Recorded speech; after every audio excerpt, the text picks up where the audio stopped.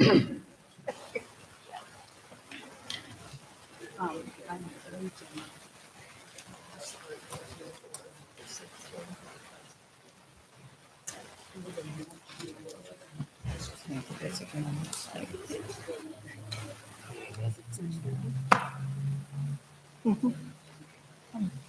was really kind of nice. So I used a lot of it just for my head at the chamber.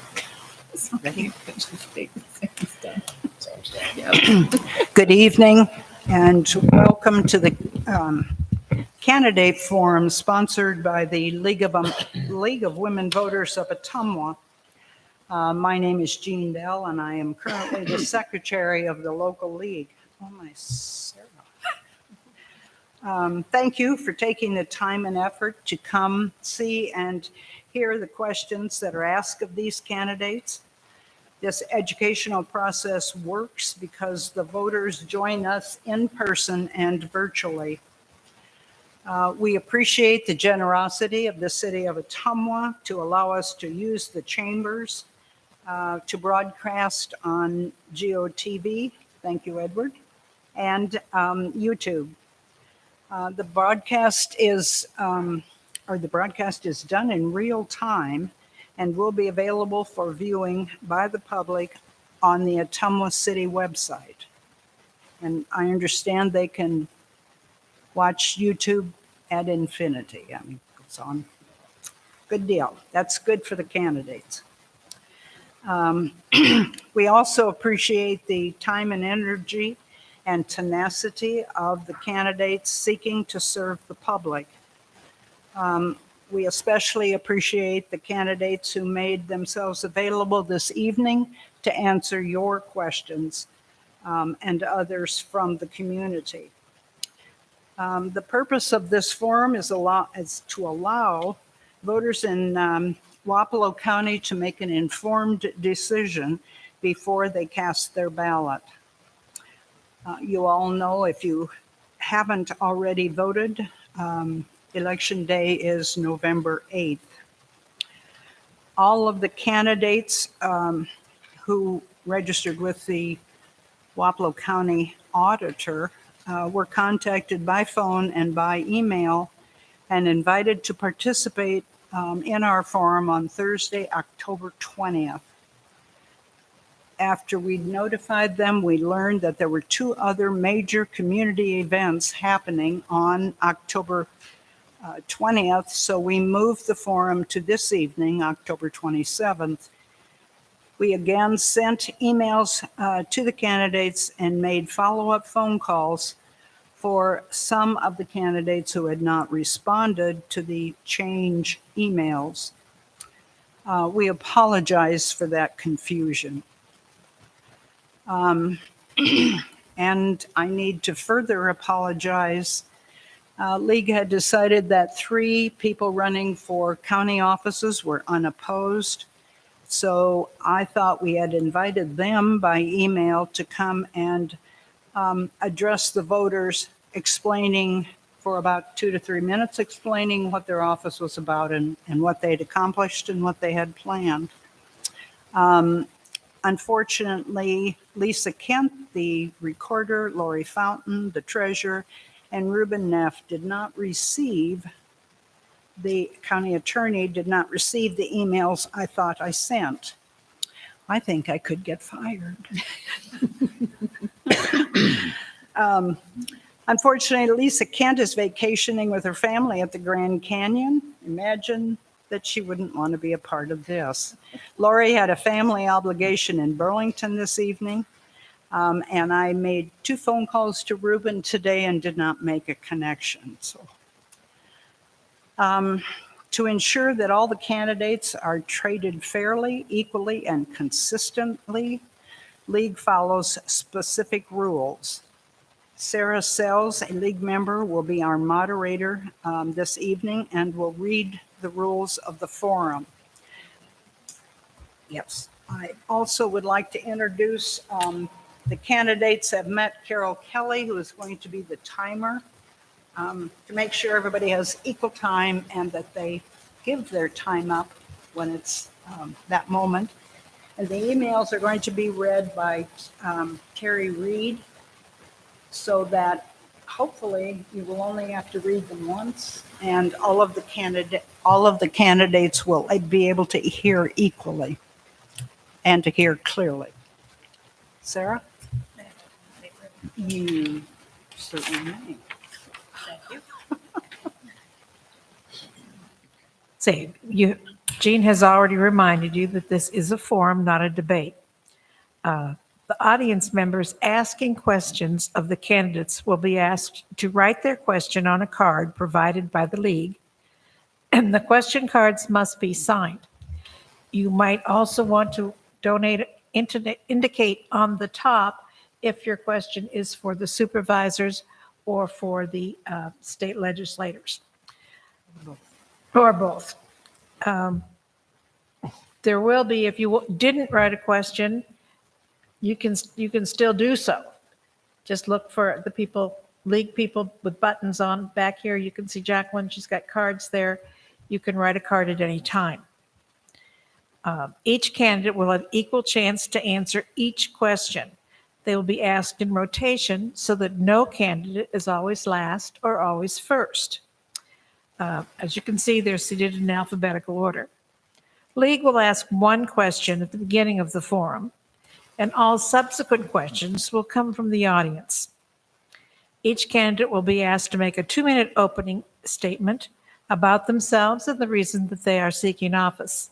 Each candidate will have 1.5 minutes to answer each question, and each candidate will have 1 minute to make a closing statement at the end of the forum. Then there will be a break while we see the next set of candidates. And I believe we're ready to start with our opening statements, and we will be starting with Mr. Batterson. Hello. I'm going to come to you tonight from a different view, clean slate kind of.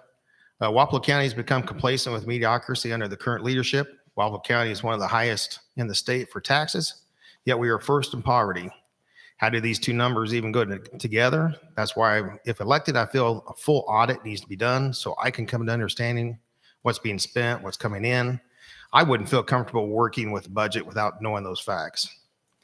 I believe we need businesses here in the county to attract workers looking to build a better life in Wapello County. And to do that, we need new housing to support these workers. We need a housing developing area to construct some new homes and draw in these new residents. We can work with our construction companies to build and sell these units, and the county will benefit in the end.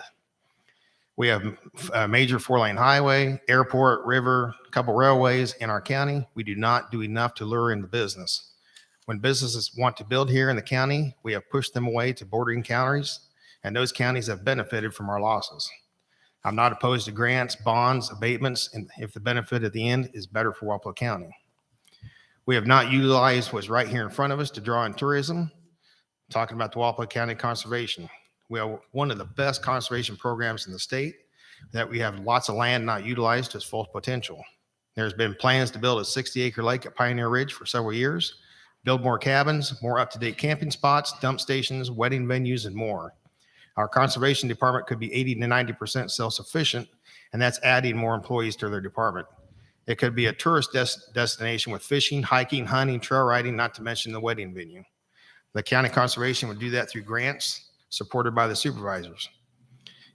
Our county employees are underpaid and understaffed. Not one department, but all of them have complained about staffing and pay, from the Veterans Office to only one RN at the Health Department, not enough staff with security at the courthouse, county yards, conservation, and all other departments.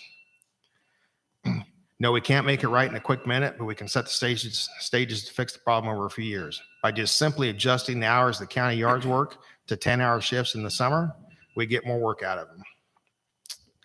Then there's our sheriff's department. What? That's fast 3 minutes. That's really quick.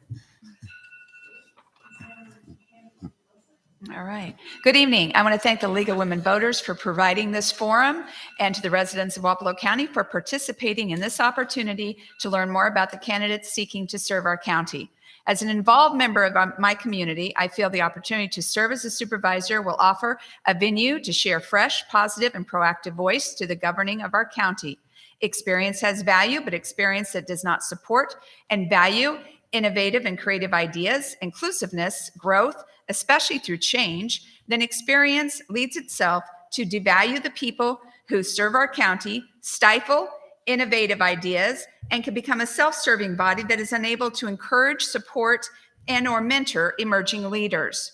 We as a county need to develop and inspire leaders from all areas. The supervisor's job is multi-layered and should focus on the needs, growth, and development of the resident, farmers, landowners, businesses, conservation, and tourism industries, veteran affairs, and our quality of life.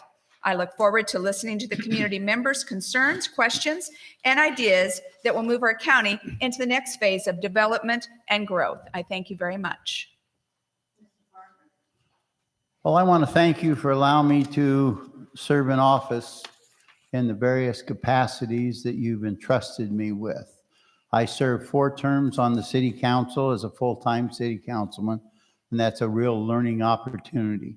Many of the things you see over in the park now, like the ball fields and the big shelter, were built under my administration. I was fortunate enough to serve 3 terms as a full-time mayor of the city of Ottumwa, another tremendous learning opportunity as far as being an administrator. And now I'm finishing up my career as the current incumbent supervisor. I look at the accolades that I get best from people outside the county. I look at those people who don't have a reason necessary to say, hey, Jerry, you did a good job. We have what's called the 5th District of the Iowa State Association of Counties. That's 17 counties here in southeast Iowa. It's all of the auditors, treasurers, recorders, sheriffs, county attorneys. Well, for the last 6 years, they've elected me to be their president. I'm the chief officer in our district. I'm the chairman of the Soap Creek Watershed, the most prominent and prevailing watershed in the state of Iowa. Those things don't just happen. They don't just say, oh, let's have Jerry do it. They look for people who have the contacts at the state level. Where I've been, as a watershed, I've been able to speak at the state different times on watershed. I've been able to address legislative subcommittees because of the experience that I've gained here. That doesn't happen by accident, and you don't get it in one term. I thank you for allowing me to serve you, and I ask you, when you go to vote, consider the financial situation of Wapello County. When Mr. Batterson said we're the highest in the state, absolutely false. Absolutely false. Look at where we're almost out of debt. This year, we'll make our last debt payment. That's a credit to the elected officials in office.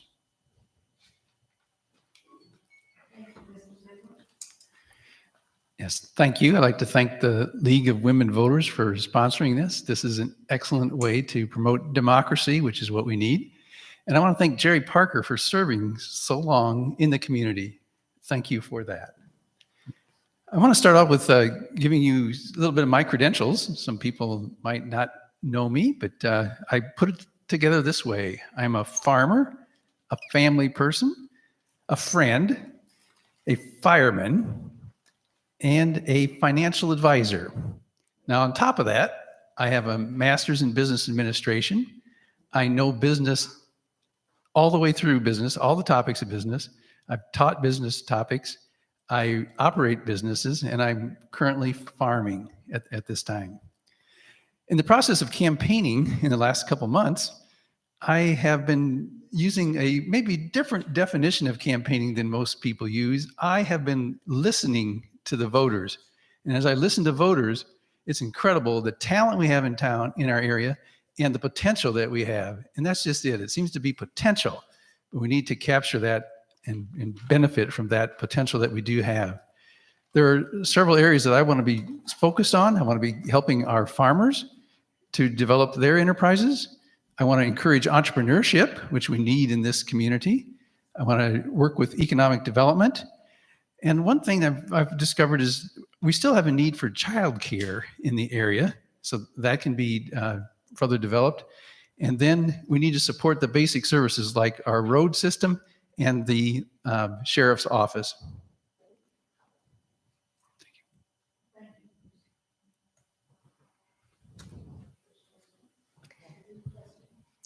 The first question is from the League of Women Voters. How do you plan to work effectively and efficiently with the City of Ottumwa to increase housing stock and other incentives to bring business to our county?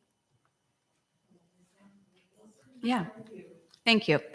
The supervisors need to have a presence at the meetings that involve housing and business development in the county.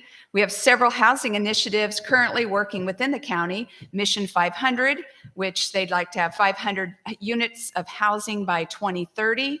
Rippling Waters, OHS Building and Trades, Habitat for Humanity, Area 15 Regional Planning and Zoning. Zach Simonson is our Community Development Director. And that's just a touch of the surface. We have a lot of great initiatives going on, including Legacy Foundation. Supervisors need to meet with the mayors and the leaders of our smaller Wapello County communities, see what they may be working on in housing and development, and or what they need assistance with. So we can and we should continue these initiatives, but the supervisors have to be at the table and present. Well, I think what doesn't get reported is all the times that we do work together on those kind of things. You know, the Courier is very limited on the number of stories that they can write. Their staff is very limited, and they can't cover these things just because we meet. In the past, we've had several meetings, not just with the city, but with developers and with contractors. And I just as recently as 2 weeks ago met with a contractor interested in building in Ottumwa. Well, you know, in Wapello County, we have more new homes built in Wapello County outside the city limits than they do in the city of Ottumwa. And one of the reasons for that is we're able to control our spending. And when you do that, you keep taxes down. You create an environment that wants people to move there. You create an environment for people that can say, well, I can afford to be there. So that's why they're looking at locating out in the county. We create that economic environment that makes it possible to build and pay the taxes out in the county. We have a real opportunity to work together. And when it comes to like the county versus the city, we serve the same citizens. We need to work together. And that doesn't mean we just do what they say. It means you negotiate deals and it's a give and take. But we communicate and come together with a decision that benefits all of us because we're all in this together. And when it comes to housing, there are several programs that are being pursued, but we still are lagging behind and we need to take more initiative in the housing area. If you look at the assessed value of our county versus other counties in Iowa, we seem to always be lagging the growth that other counties experience. The main growth of that is real estate and commercial properties that are being built. And so, yes, we need to pay attention to that. And there are opportunities for growing that area and solving our residential problem. I feel like we need to not only work with the city of Ottumwa, but we also need to work with the cities outside of Ottumwa, be more present in theirs too. The housing is not just an Ottumwa thing, it's a county thing. And we do need new housing. We know we need new housing. Working here in town with the health department all the time, we're always condemning places, but you have to have somewhere to build these new houses. So Ottumwa's struggling for locations. So we need to sit down with them and work out these areas that we can find some housing development. I've worked with them many, many times. Like I said, I've sat with the health department, and they actually want to work with the county to get a county health department working to try to get some of those areas cleaned up too. So we have the opportunity to build new houses on ground that's already there.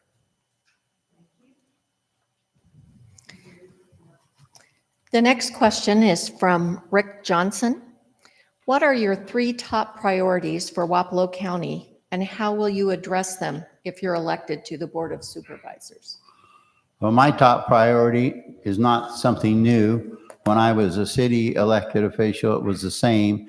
If you keep your fiscal house in order, everything else will fall into place. That means manage your money well. And the priority would be next is development. Well, how can you have development if you don't have money to spend on development? An example, the entrepreneurial center out at Indian Hills. They were trying to build that, and they come down toward the end and they were $50,000 short. They didn't get it from the city of Ottumwa. They came to the supervisors. We said, here's the $50,000. Why could we do that? There's a development opportunity. Businesses that need startup costs taken care of, they need assistance, and there was their assistance. This entrepreneurial center couldn't be built without having donation.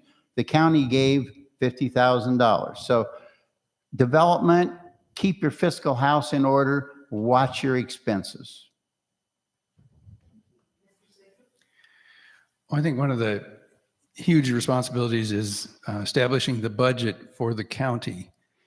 But the budget, you don't just budget, you have to back up from that and plan and do some strategic planning. And that takes strategic leadership. That takes people coming together to develop that plan. It's our plan.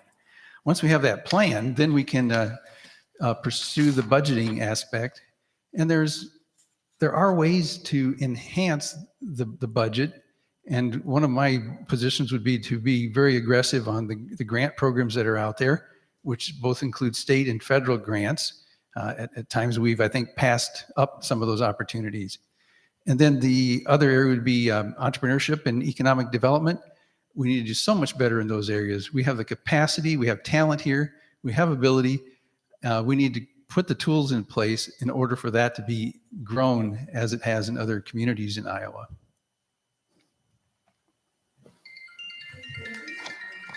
Mr. Wilson? No, Mr. Batterson, I'm sorry. I'd like to start with getting our county employees straightened out because everybody's extremely concerned about being understaffed, underpaid. They got comparables. Our neighboring counties are making more than them doing the same jobs. Our sheriff's department is running skeleton crews. Our jail staff is extremely young, also on skeleton crews. We house the 8th most inmates in the state. That's terrible. That's comparing with Blackhawk County, Polk County, all the large counties. Wapello County, the last 2 years, has been the highest crime rate in the state. Ottumwa is actually number 2, the most dangerous city in the state. Because 1 in 25 people could be the victim of crime. So working with Ruben, we need to figure out ways we can deter crime a little more, have a little more consequence, work with the other county departments, get their wages up, learn how to retain these people that have the knowledge to keep Wapello County going and running smooth.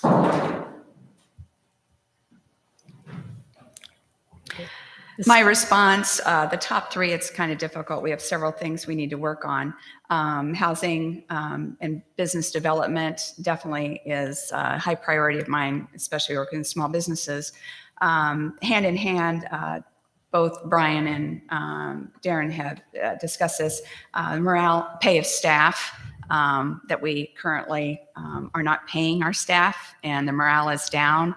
Listening to them, one of the first things I would do if I were elected was to sit down with all the department heads and the employees and find out what's going well and what's not going well. And then making a model, a plan of how we can correct the things that are missing and the leadership that is missing currently in our county. Our Convention and Visitors Bureau, we need to really bring in the dollars from outside people. That alleviates the tax burden on the people that live in Wapello County. We can be a destination. We have, as we've discussed, Pioneer Ridge, we'll have the sports complex. We have several things that can bring people from outside the county into the county, spending those dollars and then thinking, maybe I want to move to Ottumwa. So then we have more opportunities for housing and development. And that is critical to help our county to grow and to prosper. Okay, ready for our next question? This is a question from Phil Rath.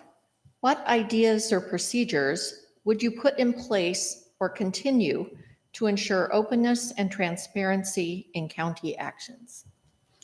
We'll start with Mr. Ziegler.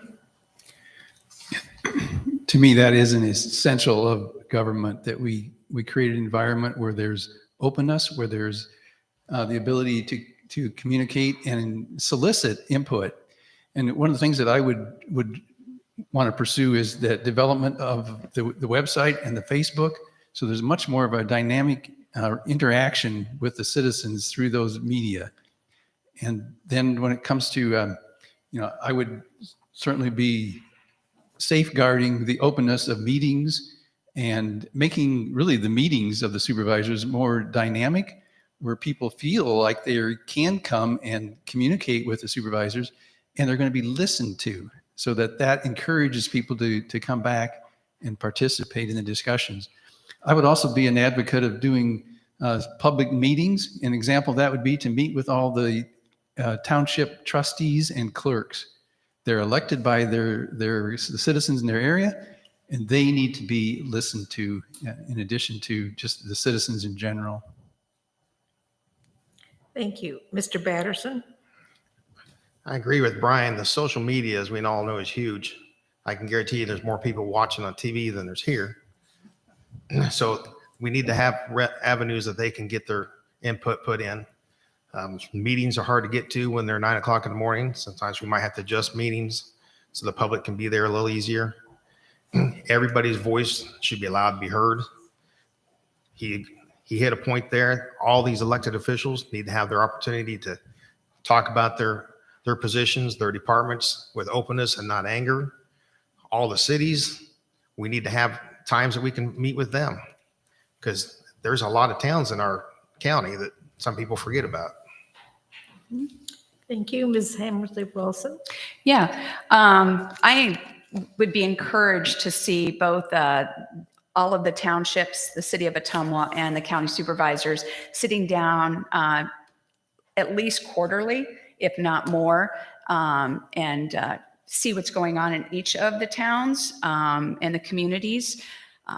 Social media, I think, is paramount in bringing the citizens into the conversation and getting their input and ideas about what they think that we need.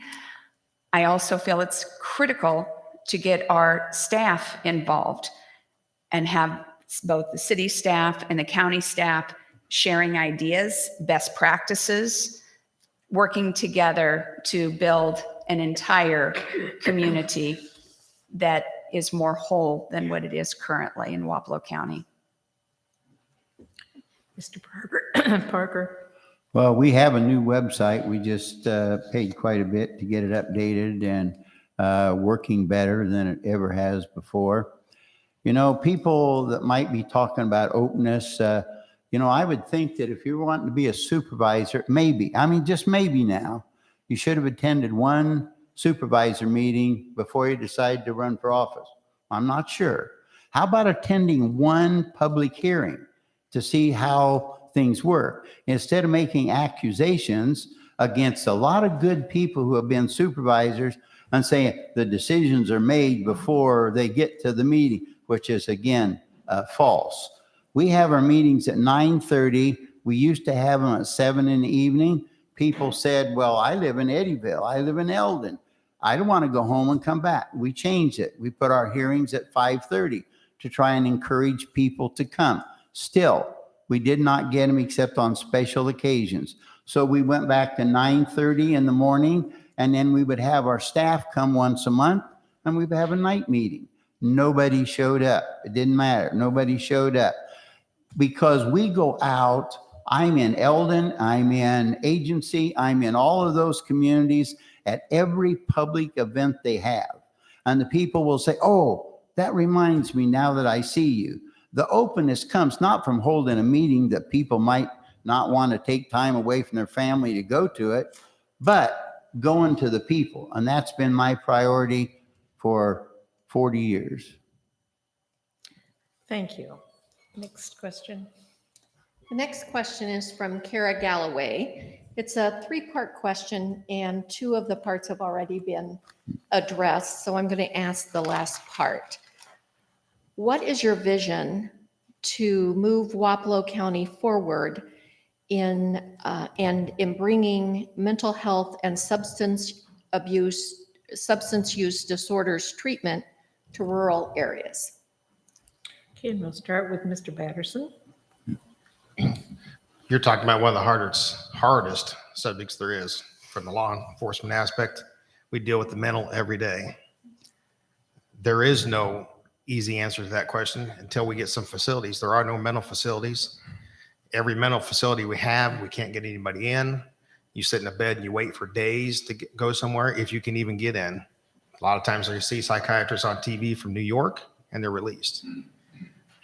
So working from the county to the city, when we don't have anywhere to take them, until the state comes up with some revenue, some location for us to go, with Mount Pleasant closed and all these facilities closed, we just don't have the personnel, the qualified personnel to do this.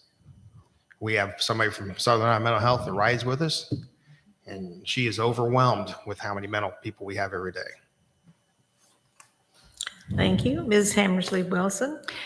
Yes, I concur with Darren. I had worked briefly as a director for a local healthcare that worked with people with mental disabilities. So I'm very aware of the struggles and the issues that we have, and not enough. And as he said, the psychiatrist is on a screen in the emergency room at the hospital from New York City, and then they give them maybe some meds and send them on their way. It's very difficult. What I would want to do is to sit down with Christina and Kara and the rest of the people that are working in the mental health field, get some ideas from them, go up to the State House, and also speak to our federal officials and say, this is what we need. These are the ideas that we have. How are you going to help us? How are you going to help support this? It is not an easy answer, and it's something that all communities are dealing with, and it's getting worse, not better. And it's very, very frustrating. And the children are being involved, and this is multi-generational. Now we have 3 or 4 generations of this, and we've got to find an answer. I don't have it, but I definitely know the people who want to come forward and bring forth some good ideas, and we need to strive for that. Mr. Parker. Well, it's another situation when, like you listened to the 2 that just spoke, and they restated the problem. Well, that was the question, was the problem. We need to know what the answers are. None of them told you what we're actually doing. You know, at Southern Iowa Mental Health, if you have a relative or an individual or somebody the police picks up, you can take them over there. You can't make them stay, but you can take them there for help for what? For 24 hours. And you know what? A lot of times that calms the people down. We never had that program before. Well, let's go a step further. Let's say the family is still nervous about the individual. They can stay there for stabilization for 5 days. Did any of you know we have that program? Mm-hmm. Did you know that we also have someone, I heard her speak today, that goes and meets when there's a conflict, a mental health conflict? She goes with the sheriff or with the police department. One of the problems that we had, we weren't getting the calls when there was someone that needed to be there from the police department or the sheriff's department. A lot of those things are in place now, but we don't go out and publicize them. The real concern is we were getting $47.28 per capita from the state of Iowa, or from local taxpayers. The state of Iowa took over the funding and they reduced it to $37 for this year. Next year, it's going to be $38. Wow. Do you know how many thousands of dollars that is less? How are we covering those losses? We're covering it because we have a balance for 2 years. The real plan is coming from 2 years from now when the funding is gone, there are no increases, and the balances are gone. Mr. Ziegler. My first step in that would be prevention. There's several things that we can do to prevent the problem before it happens. I know it's a problem, and I know we need to deal with it when it does happen, but prevention could include things like involving our church community in the solution. It could be creating more recreational opportunities for people in our county. It could be developing a child care program that takes care of children at the young age, so so parents can work and those kids not be subject to childcare that's less than desirable. And then when it comes to solving the problem, my thinking is let's pull together the people that know the problem. Several of them are up here tonight. I've just learned that. And, if it's a problem with the state legislature, let's go talk to the state legislature and get them to listen to us. That's what leadership does. It doesn't just passively accept the problem. It goes and solves the problem where it needs to be solved. Mr. Batters.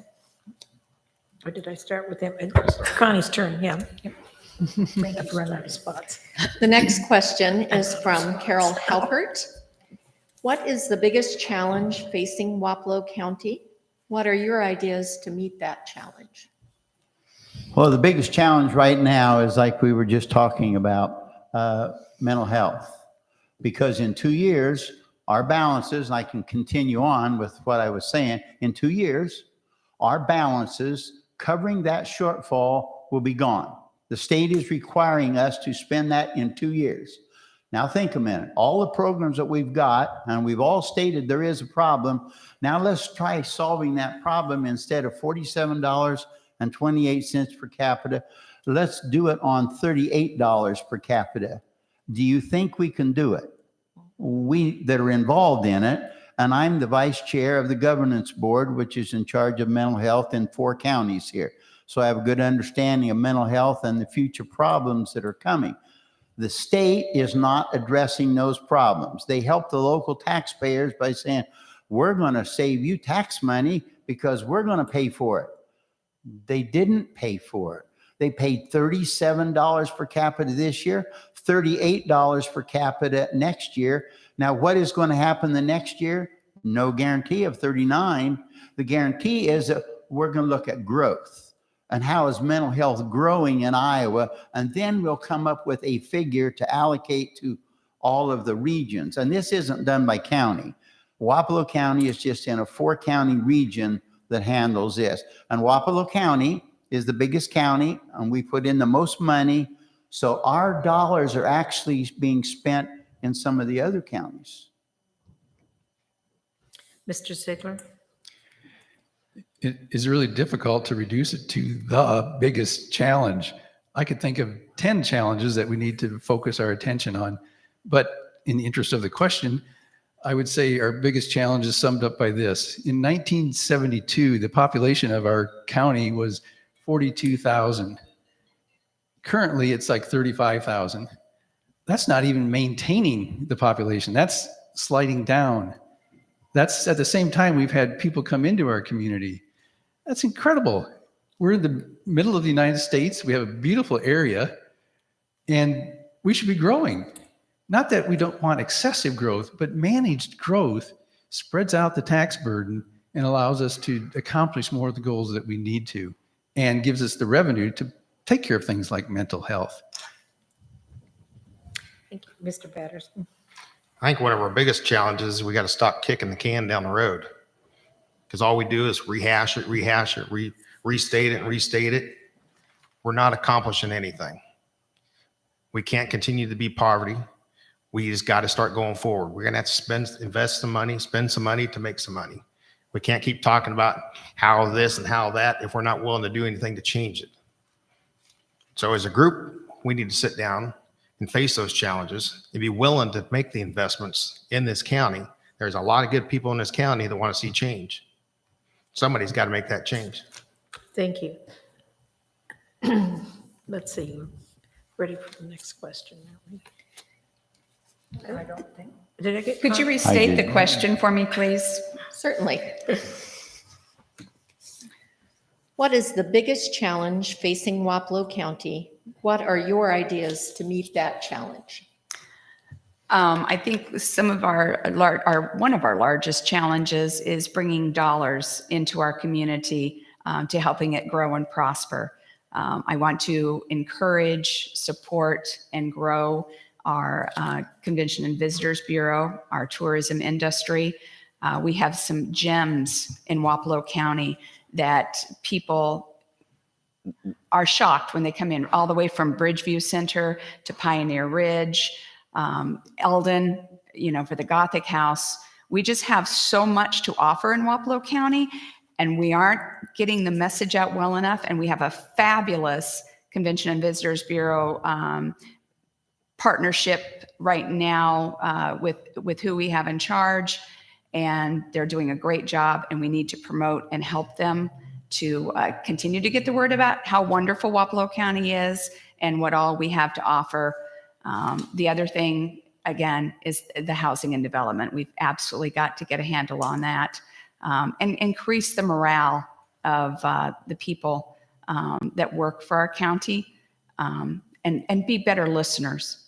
Not have all the answers ourselves, but listen to others who have great answers and have been thinking about these solutions to our problems, and have them come forward and share those solutions and find a way to make it work for all of us.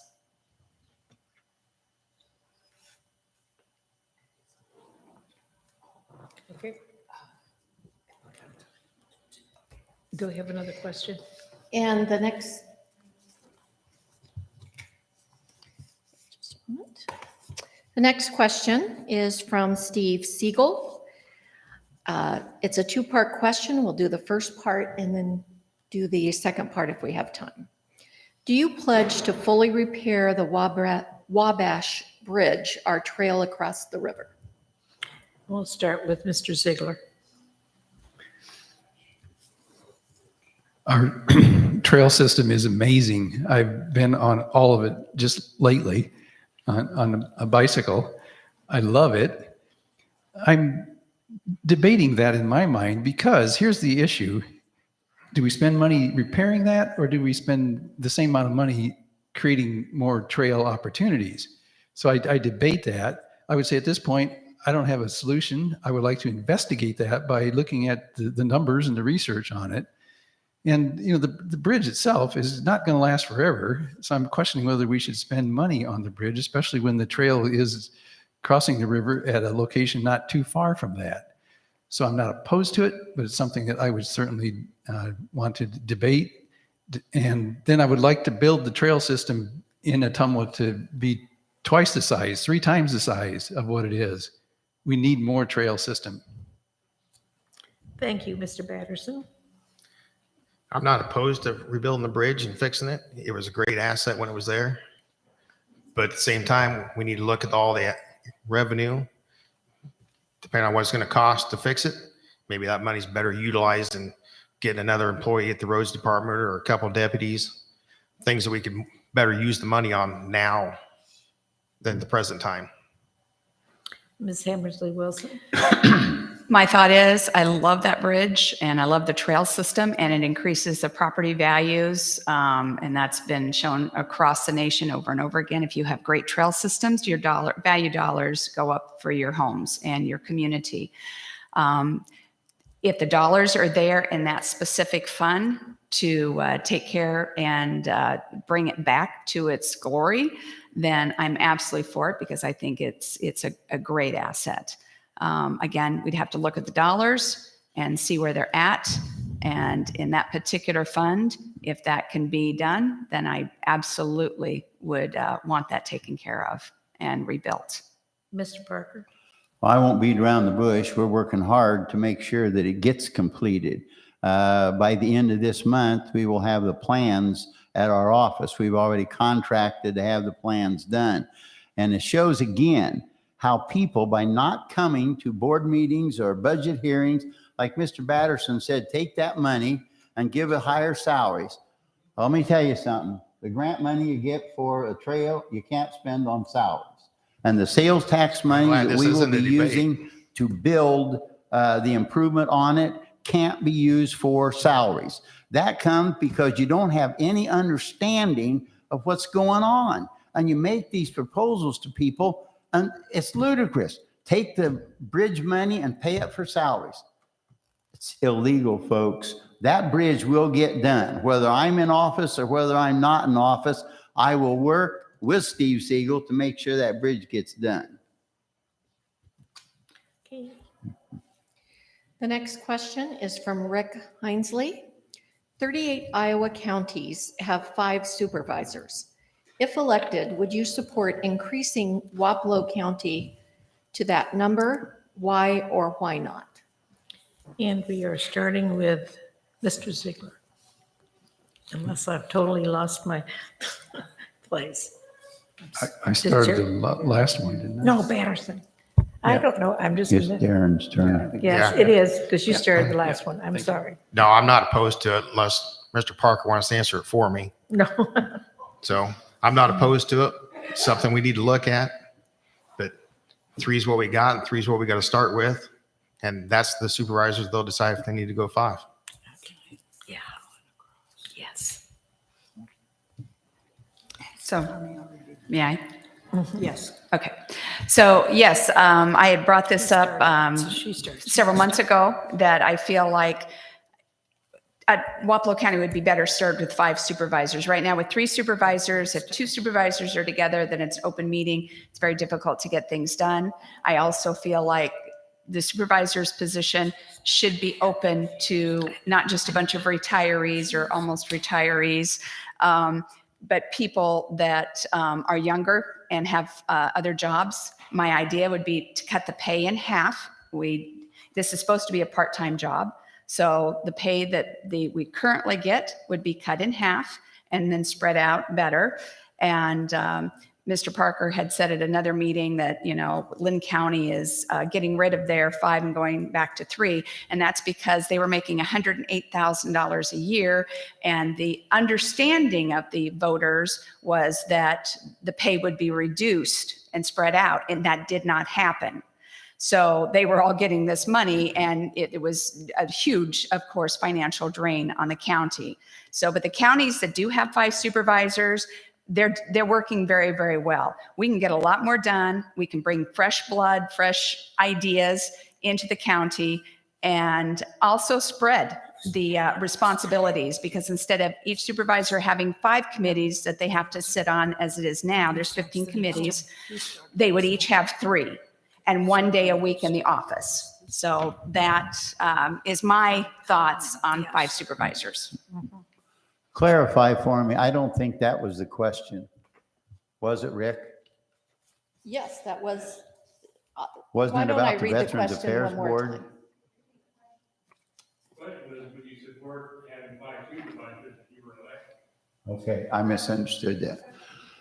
No, I won't support 5 supervisors. Wherever it's went, they have admitted they might like it, but they admit that it increases the cost. And it's not just the pay. And just like when it was in the Courier, and I don't know if the Courier made a mistake, but when Connie said that they couldn't have the landfill meeting because supervisor wasn't there, and if one was gone, they couldn't have the meeting, is what the Courier said. No, we can have the meeting with one gone. But if you think anything is magic about 5, what happened at the last meeting? We got 3 of them sitting here that know there's 5 city councilmen. We canceled the meeting because they couldn't get a quorum. There's nothing magic about 3 or 5. It's getting the job done and having the right people, the right experienced people doing the right thing. That's what we need. Mr. Ziegler. My first step as a supervisor would be to make sure that all 3 supervisors can participate in decision-making processes. And I don't think that is the case in the current situation. So let's make sure 3 all have a voice in the decision-making. The next step is considering the 5. I'm not opposed to it. I'm interested in it. I think what happens with this situation is you've got 3 people that have to be part-time. How can you have a full-time job and do this at the same time? And so that really forces it to be, retired people. That's where I'm at. That's why I'm interested in it. And so I think that's awkward. And if we would go to 5, we would have less commitment of time. So it wouldn't be part-time. And like Connie said, it would reduce the salary. And you take that reduced salary and pay for perhaps an administrator that would be more involved in management. And that's always a good solution. The city, I think, has proven that to us in Ottumwa. So I would take a look at it, but I would be open-minded to either way for the short term. Okay. The next question is from Jose Reyes. Federal legislation, ARP, recently appropriated $6.7 million for infrastructure. What is your top priority? Bridges, roads, broadband, etc. We start with Ms. Hammersley Wilson. Yes. I think broadband is one of the first things we need to work on, and it is currently being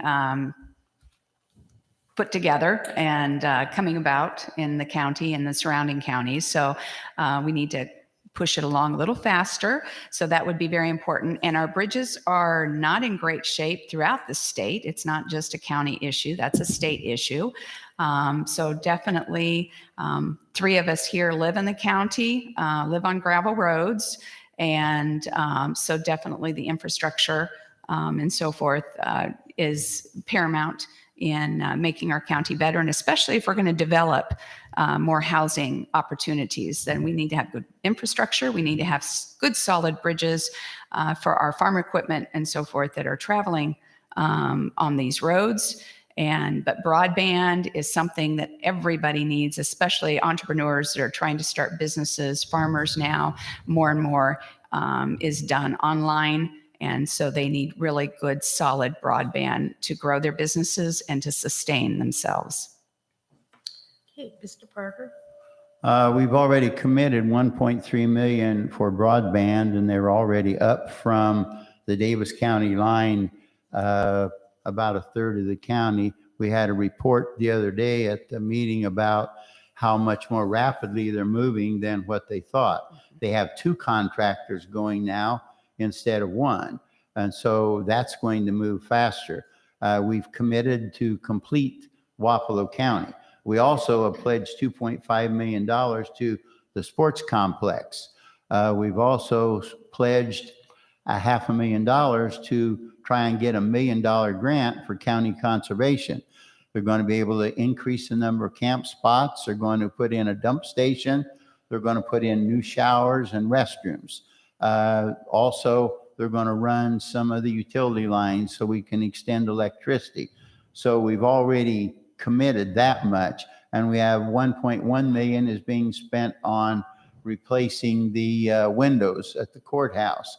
When the pandemic was here, we couldn't even secure the courthouse because the pandemic, we would be allowing air in because we didn't have, they were so old and antiquated. But instead of property taxes, we waited and the right time come. None of these things here that I just mentioned, they're going to all get completed and none of them are going to use property tax money. Mr. Ziegler. We have some really exciting projects, I think, in the county that could be pursued with that resource available. One would be the overpass west of town over the railroad. If we would get that done, that would enhance the ability to build out there. And my theory is the new real estate tax would pay for it. Now, I know we've got opportunity for grant money for that too, but that needs to happen, especially with the increased rail traffic out there. And then the other area is bridges in the county. They need attention. I understand the bridge at Eldon is needing attention eventually. A $20 million project. And we would, I think, all agree it needs to be done. Next is recreational opportunities. The Conservation Board is excellent in proposing some ideas that we need in the area. Those can be investments. And my next one is paved roads. I grew up in Illinois in a township where all the rural roads were paved back in 1962. Why can't we have a little more pavement done in our area? We can. And there's ways of accomplishing that and making it happen. Okay, Mr. Batterson. Mr. Batterson. Living out in the county like Connie and Brian, the roads can get pretty bad. So we need to maintain our roads, do our best to get some gravel on them, get them so they're run the water off. But how many of you stopped and had to put a plank back on a bridge? I have several times. So the bridges in the rural areas, especially the less travel, can get pretty bad pretty quick. I know Brian and I had talked. The train service in Ottumwa is going to increase dramatically. And so we do need to look at getting an overpass over the railroad tracks as soon as possible. Otherwise, we're going to be cutting off Blackhawk. And the traffic there backs up, as we all know, pretty quick. So as much as broadband is needed, sounds like according to Jerry, it's already in progress. So I think we need to focus on our roads and our bridges, get them in order before they all fall in. Okay. I think, wait a minute, actually, we need to go to closing statements, don't we? Look at the time. Do, okay, one more. One more question. This is from Kara Galloway. How can you assist in improving the relationship between the county and the city? We start with that's Mr. me. Parker. Yes, Mr. Parker starts. You know, again, that's a misunderstanding because the only thing that gets publicized if we have a disagreement. Now, I'd like to tell you something about the boat ramp over there. It's the city's boat ramp. You know who paid for most of that? The county in cooperation with the city. The city did the planning. They built half of it. We paid for half of it.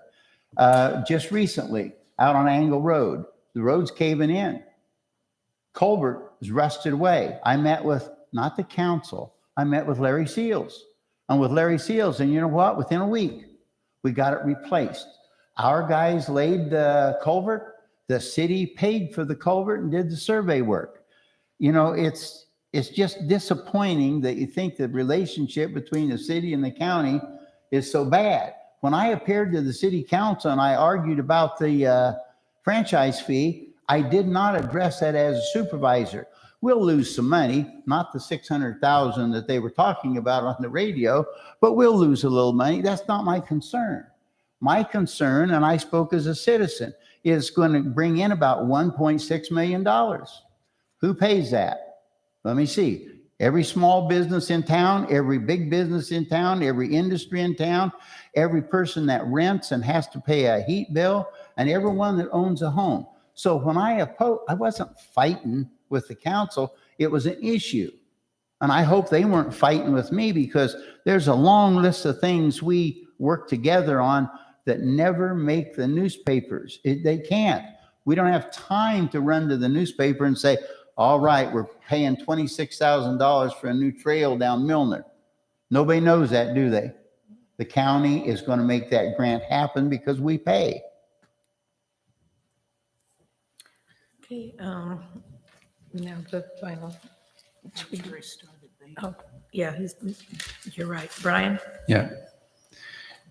Well, in my thinking, it's going to be the situation where, you know, it seems like the city brings things to the county supervisors or the county, and the answer is no, or there's opposition to it. Well, I'm going to turn that around. I'm going to be bringing so many projects to the city that they're going to get tired of me bringing new projects to the city that we can work together on. And so, you know, those are going to be all over the area. I said I was a firefighter. I work with the dispatchers. The dispatchers dispatch us. You know, what if we combine the dispatch to lower the insurance cost of everybody in our community? What if we had emergency medical dispatch so that the dispatch could advise people on medical needs when you call 911? There's so many projects that we need to cooperate on.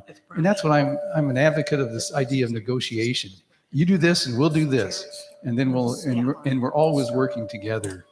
I am a real advocate of genuine communication where you understand each other's needs and work out the details as you proceed. I just think it's a great opportunity for respect. I worked with the city council for 20 plus years. You show them respect, you get respect back. You can talk to them if you talk to them like adults. If you want to argue with them, I'm sure they're going to argue back. We don't need to argue. We can sit and discuss things like adults. A few years ago, city council recognized the police officers here in the town were grossly underpaid, and they come up with a huge wage that had nothing to do with contracts, just because it was presented to them how low we were, and they looked it over, and it just worked that way. You can present them with ideas and give them time to look it over, contemplate it, and then we'll go forward. But I see no problem working with the city. Ms. Hammerfield Wilson? Yes. I feel like there's some animosity at times, and sometimes it's how you present yourself that makes it look very, a lot of animosity. I feel like there's a better way to communicate and to sit down as partnerships with each other. As I stated earlier, sitting down with the county, the city, and the surrounding communities quarterly and sharing ideas and finding ways in which to work together and build respect and a partnership. And so the people look at Wapello County and say, that's not the Hatfield and McCoys, that's really people working together for the good of the entire county. And I think that's really where we need to go, and that's where we need to start, is sitting down, building trust, building relationships, and making our county go forward in a good way. Thank you. Thank you. That will end the questioning portion of this session. We'll now have 1 minute to make your closing statements, and we're starting with Mr. Ziegler. Thank you. I want to thank the league again for sponsoring this. And one of my huge goals is to create an environment in Ottumwa, in Wapello County, where my grandkids who are here tonight, Caleb and Leah, end up living and raising families here. And that is really exciting. There's a lot of things we can do to make that happen. We need jobs. We need to really consider who we are going to be when we grow up as a county. And so we need to spend time planning for that and then implementing those plans so we can bring in the right opportunities. And then, there's so many little needs that we have as the county. There's the veterans needs here in the area. We have a huge number of veterans. They need attention from the county and the city. We have a food bank that's needing assistance and doesn't seem to get what they want, what they need for the county. We have opportunities. Thank you. Obviously, being in law enforcement, seeing the stats, public safety, we need to do something to curb the crime rate here in Wapello County, to make it a safe place. I've lived in Wapello County, born and raised. My kids here, my family's here. We're all here. We want to stay here, but we want to be safe here. When the county only has one deputy on duty, the city always has 4 to 5. How can you be safe if you live in Eldon and the deputy's in Eddyville? You're not going to get the protection you need. So public safety is a big thing for me, getting it forward. County roads, we got to be able to get there. And the last thing I'd like to say is, here's your opportunity to vote for change. There's 3 of us up here that are brand new. If you want the opportunity, vote for one of us or 2 of us. Yes, so in closing, I want to thank everyone that participated in this forum and the league for their professionalism and management of the forum. Very much appreciated. I hope that we've offered insight and vision as to what each of us has to offer our community. And it's refreshing to see a wide spectrum of candidates, those who have a desire to serve our community. I also want to address, yes, I have not gone to a lot of the meetings. The meetings for the Board of Supervisors is on YouTube, and it is on my television. And so as soon as I get home from another event that I have on Tuesdays, I go and I watch the Board of Supervisors meetings regularly, and I'm sure other people do too. And they last anywhere from 18 minutes to, I think the longest one I've seen is 48 minutes. So, but they're very quick and over and done with very quickly. So, but I am very much aware of what goes on in the meetings. I am watching those meetings and paying attention to what's happening. So I want everyone to have a great week. Please vote for the candidates you feel will best represent Wapello County moving forward. And thank you. Well, thank you for the opportunity to let me speak to you. For those of you, this might make some of you happy and some of you sad. This is probably the last time that I will be at a forum on candidates, and we just had a short conversation about my first one. So win or lose, it's likely to be my last time at a forum. But it's important to point out, like when Mr. Ziegler says the food bank, talks about the food bank, maybe if he'd have come to some of our meetings, he would have understood the food bank signs a contract with Wapello County, and our seniors get 2 deliveries a month now instead of one because of the supervisors. And when you hear people saying we're going to do all these things and we're going to pay salaries are higher, not being critical of the city, but when they raised the salary of the policemen, what did happen? There were 5 or 6 firemen laid off. You don't see the county laying off anybody. We will work through a plan, and we've already met with the sheriff on increasing salaries for starting officers.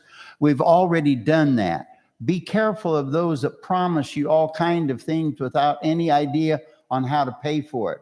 We're paying off the bonds. That is not a cash cow, folks, but there are candidates that think that it is. That is absolutely wrong.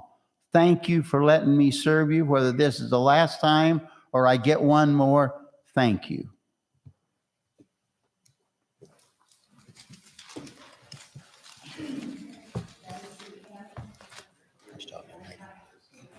That was the end of the opportunity for the candidates for Board of Supervisors to address you. We will take a short break, and we will seat the candidates for the House and the Senate districts. We also have some information to share with you about the proposed, I believe it's number 1 proposal, the gun amendment.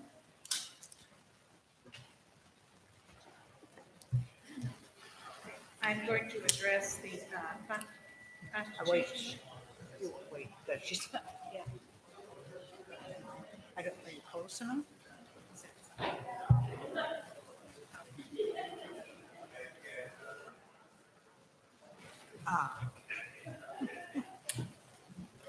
Signs are. Oh, okay. Give us a minute. Give us a minute.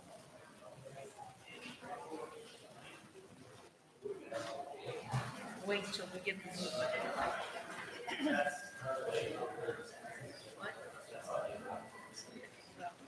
when everybody settles down, because it's not going to work to read.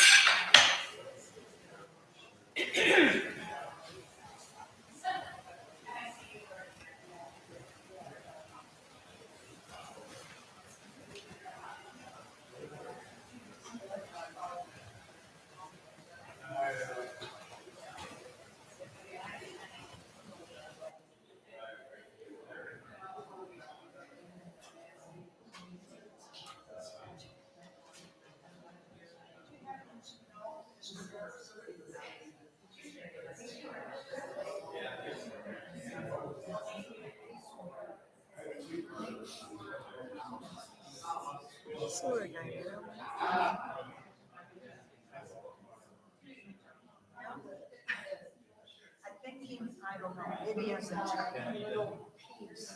He said it.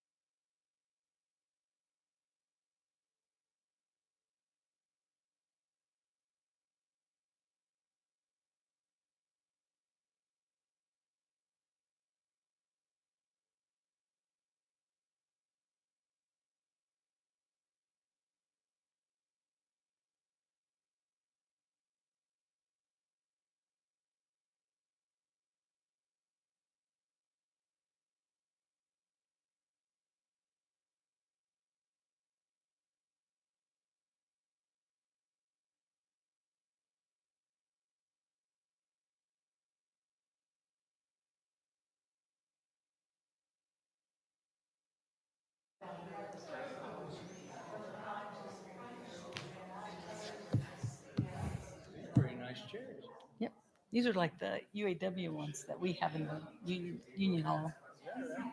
You know those ones that they have at the one with the embroidered where it says UAW on it? They were saying, we have those same kind. They make them down in Fort Madison. Yeah, there's a lady that it's at a UAW.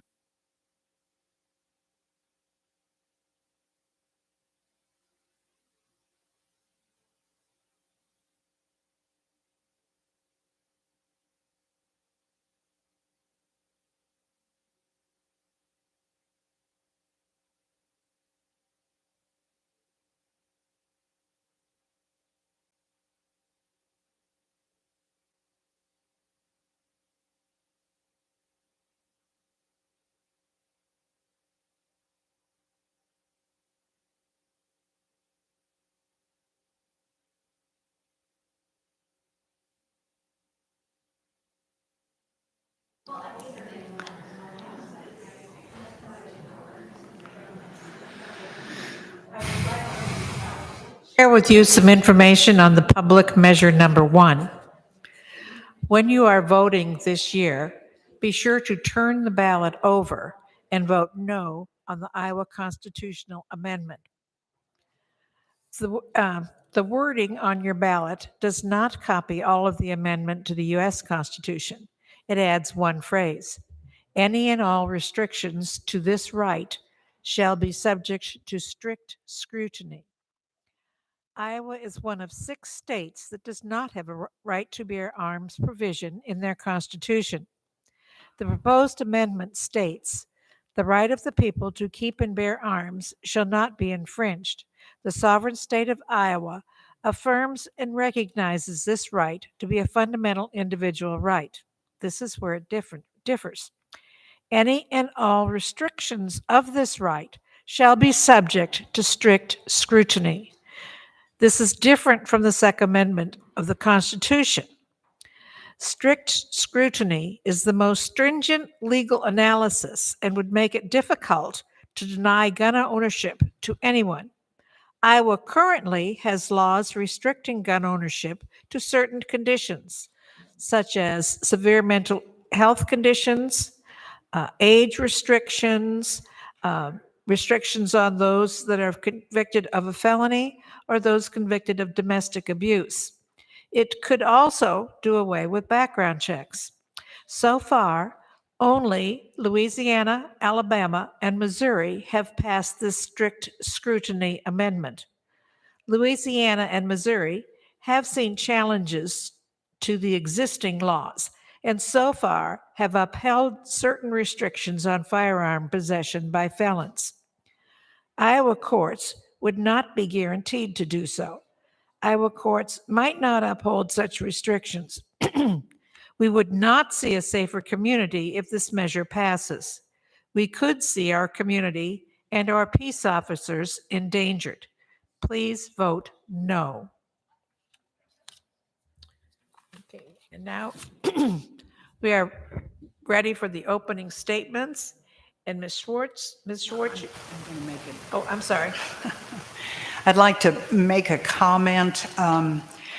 League has a practice of inviting everybody who is running for a specific office so that all of the candidates' names that you see have been invited, and we did follow up with telephone calls to let them know that the forum was available to them to communicate with future constituents. We are fortunate that Diana Schwartz, who is running for House District 25, is here this evening. There's no one here for House District 26. And Matt Greiner is with us. He is running for Senate District 13. While the different houses, the House and the Senate, deal sometimes with very different issues, we thought it best to ask them to answer the questions that you submit. They're all going to represent us at the State House. So, Sarah, go ahead. Okay, now we will start with our opening statements. Ms. Schwartz, would you begin? I just want to thank the Women League of Voters for having us tonight. I appreciate the invitation. My name is Diane Schwartz. I was born and raised in and around of Ottumwa my whole life. I graduated from Iowa State in 1983 with a degree in bachelor's in accounting.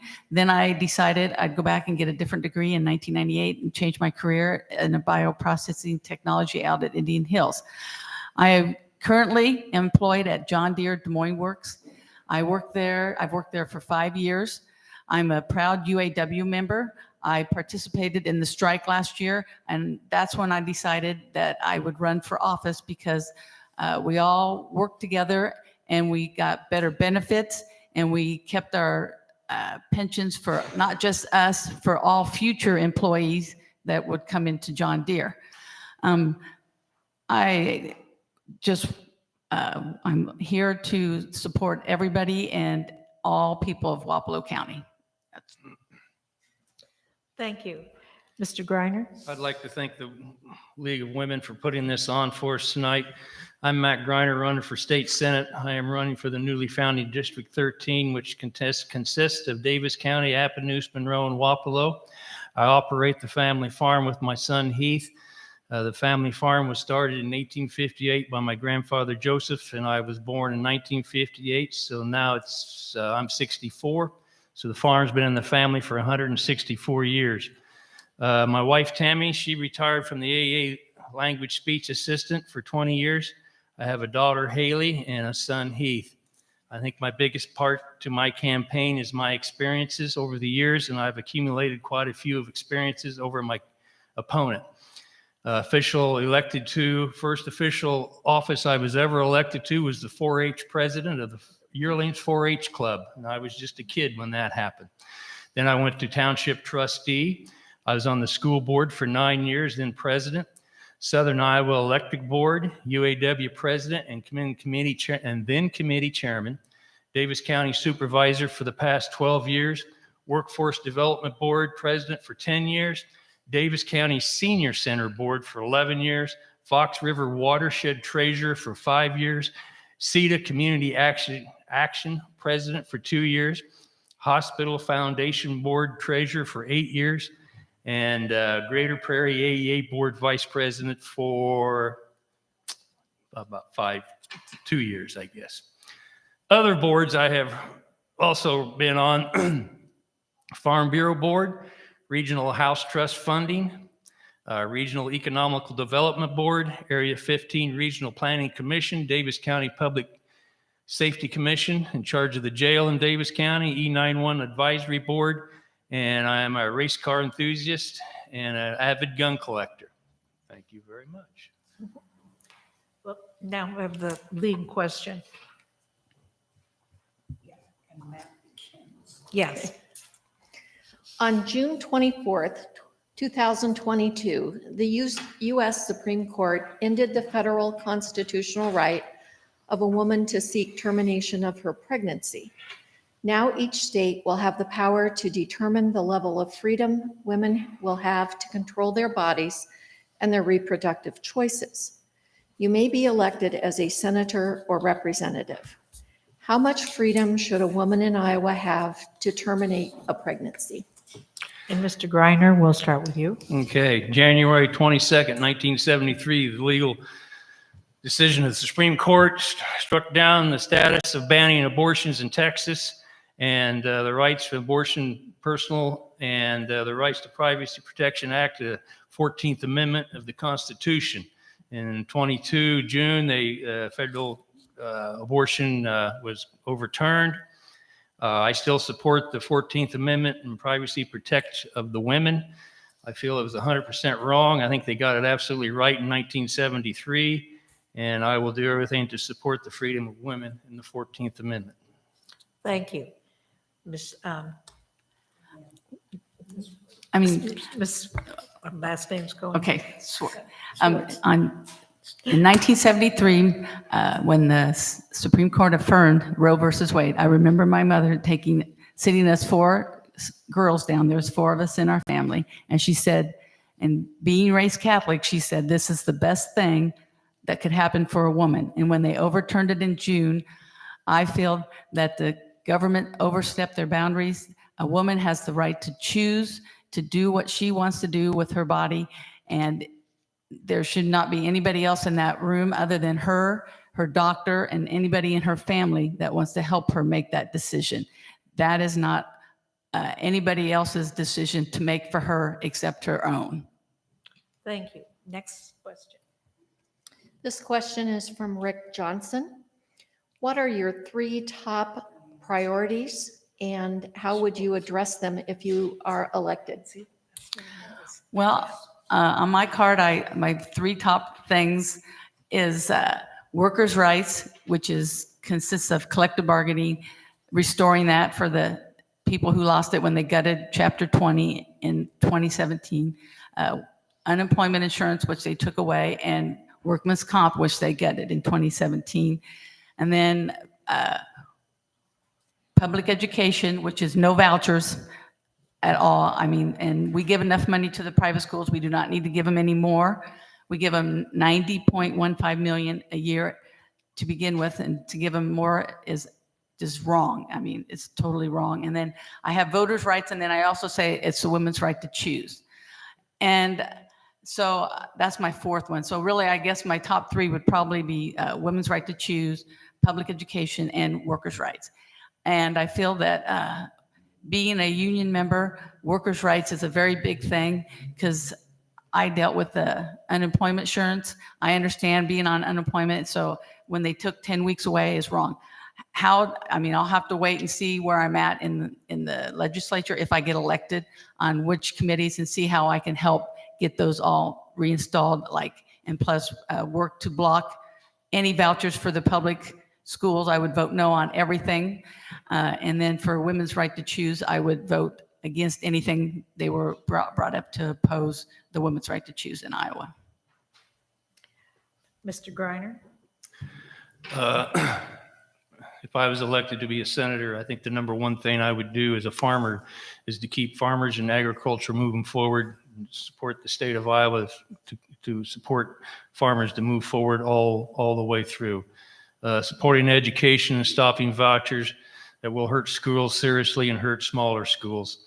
To create more housing trust funds so we can get more housing built through the COGS in the state, and make sure there's plenty of funding through those various mechanisms to get money to the cities and the counties to create more tax base. Thank you. Next question. The next question is from Steve Siegel. When the legislature allocates kindergarten through 12 school systems a 2% or 3% increase during a time of 9% inflation, is this a cut in school spending? Mr. Griner? My turn. Yeah, it's definitely a cut. When I was on the school board years ago, we used to get like a normal 3.5% increase. And I think now this year they got a 2.75 or 1.75. Oh boy, I may be wrong on that one. But the funding just hasn't been there for the schools like it should be. And there needs to be more money given to the schools, because the cost of running the schools is going up tremendously. Ms. Schwartz? I also believe, yes, that is not enough money allocated to the public schools, because the teachers have to spend a lot of their own money to put stuff into their classrooms. I used to volunteer for a company I worked for, and they would pay us for money for working 20 hours. You could work 20 hours and get paid $15 an hour. And then I would donate that money to a teacher I knew that, well, it was when Wildwood was open, and she would take it and she would buy things for her classroom because they did not get the allocations that they should get. So I feel public education is very, very not funded well enough. So we need to increase the funding like it used to be when I went to school, the teachers had everything provided, and we had books, we had everything. So yes, the funding needs to go up. The next question is from Rick Johnson. If elected, what will you do to reduce the number of unfunded mandates that the state continues to hand down to cities and counties? And you'll be starting that, Ms. Schwartz. That, with they want to do the income tax cut. I mean, I know they say we have a surplus, which if we have surpluses, we should be using the money and giving more money to the cities and the counties, because I feel they're not giving enough money, because that is why our tax base and why our property taxes are going up, is because we're not getting enough allocation provided from the state. So I would have to hopefully look into that and figure out how to get more allocated to the cities, because like I said, our property taxes keep going up, and which I don't have a problem with, because I'm more than happy, because I want our city to be funded well. But I feel the state and the federal government both have lagged in helping out the funding that they used to give to our cities and our counties. Mr. Griner. As a county supervisor, this is kind of a pet peeve of mine too. We have a thing called home rule. I don't know if the cities have a home rule or not, but the legislators are not supposed to be giving us unfunded mandates, and we should be able to use our home rule in the Iowa code, but they always get around that, so they always kind of force it upon us. I would be against unfunded mandates 100%. I mean, if the state needs to take accountability for the laws they're passing and either fund them or do them themselves, don't be dumping it on the city or the county to do the work for the state. As a county supervisor, I am not a state employee, but sometimes I feel that way. That's a good question. That's a pet peeve of mine.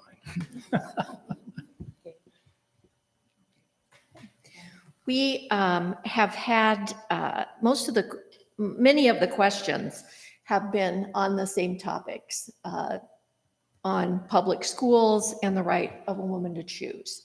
On a related note, the League has a question as to whether you favor restrictions on a woman's right to choose an effective contraception method for herself. What? No, I don't feel like the state has any rights to be interfering. I think that's a personal decision for the woman to make, and I think the state needs to stay out of it, period. Ms. Schwartz. I agree with what Matt Griner says. What they should do is give more the choices so women can have a right to choose instead of, choices for contraceptive, because they've made it harder for a woman to go get contraceptive for and everything with the Planned Parenthood clinics that have closed and everything. So yes, I think they should stay out of that. And that should be just the woman's choice.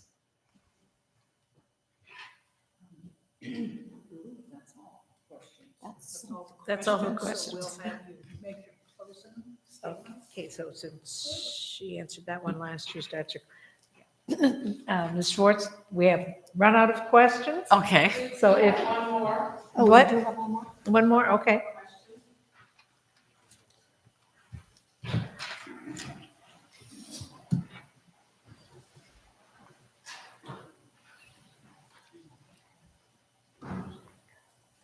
Okay. No, because she just answered, so she will get the question. The next question is from Jose Reyes. Would you support legalizing marijuana for expanded medical or recreational use?